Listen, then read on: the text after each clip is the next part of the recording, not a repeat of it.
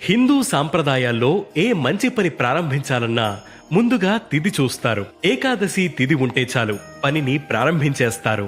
ఒక సంవత్సరంలో ఉండే 24 ఏకాదశుల్లో ఆషాఢ మాసంలో వచ్చే ఏకాదశిని తొలి ఏకాదశి అని అంటారు.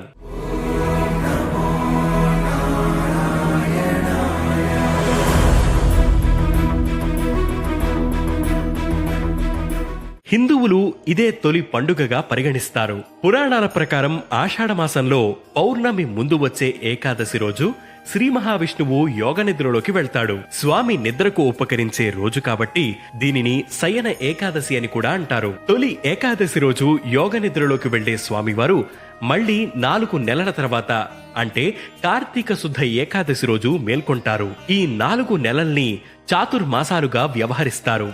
ఈ 4 నెలలు స్వామివారు పాతాళలోకంలో బలిచక్రవర్తి వద్ద ఉండి కార్తీక పౌర్ణమి నాడు తిరిగి వస్తాడని పురాణ గాథ ఒకటి ప్రాచుర్యంలో ఉంది. తొలి ఏకాదశి రోజు రోజంతా ఉపవాసముండి జాగరణ చేసి మరనాడు అంటే ద్వాదశి రోజు ఉదయం శ్రీ మహావిష్ణువుని పూజించి తీర్థ ప్రసాదాలను స్వీకరించి భోజనం చేస్తే జన్మ జన్మల పాపాలు ప్రక్షాళమవుతాయని భక్తుల నమ్మకం.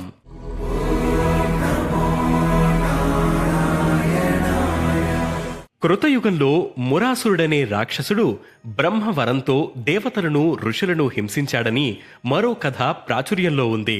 శ్రీ మహావిష్ణువు ఆ రాక్షసుడితో 1000 ఏండ్లు పోరాడి అలసిపోయి ఓ గుహలో విశ్రాంతి తీసుకుంటుండగా శ్రీవారి శరీరం నుంచి ఓ యోగమాయ ఆవిర్భవించి ఆ రాక్షసుణ్ణి అంతం చేసిందట. శ్రీ మహావిష్ణువు ఆ యోగమాయను ఏకాదశి తిథిగా అనుగ్రహించాడని చెబుతారు.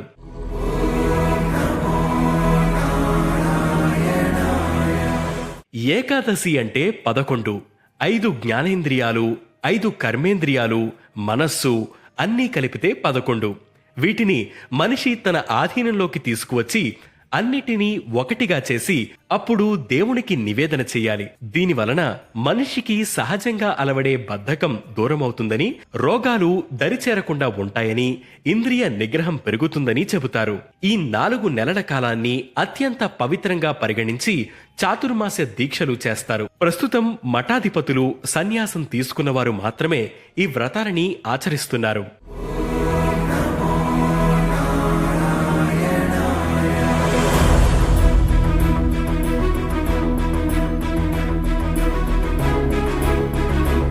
చాతుర్మాస దీక్ష చేపట్టిన వారు 4 నెలల పాటు ప్రయాణాలు చేయరు. కామ క్రోధాలను వదిలిపెడతారు. ఆహారం విషయంలో కొన్ని నియమాలను పాటిస్తారు. ఈ నెలలోనే ప్రకృతిలో, పర్యావరణంలో మార్పులు వస్తాయి. శరీరానికి జడత్వం వచ్చి అనేక రోగాలు చుట్టుముడతాయి. ఉపవాసం వల్ల జీర్ణకోశం పరిశుద్ధమై శరీరం నూతనోత్తేజాన్ని సంతరించుకుంటుంది. ఇంద్రియ నిగ్రహాన్ని కల్పిస్తుంది. కష్ట పరిస్థితుల్లోనూ భయంకరమైన రోగాలు వచ్చినప్పుడు విపరీతమైన పరిస్థితులను ఎదుర్కోవడం కోసమే ఈ కఠిన ఉపవాసాలు, ఆచారాలు ఏర్పడ్డాయి. ఇది తొలి ఏకాదశి ఉపవాసం వెనుకున్న కథ. వే2 న్యూస్ యూజర్లందరికీ తొలి ఏకాదశి శుభాకాంక్షలు.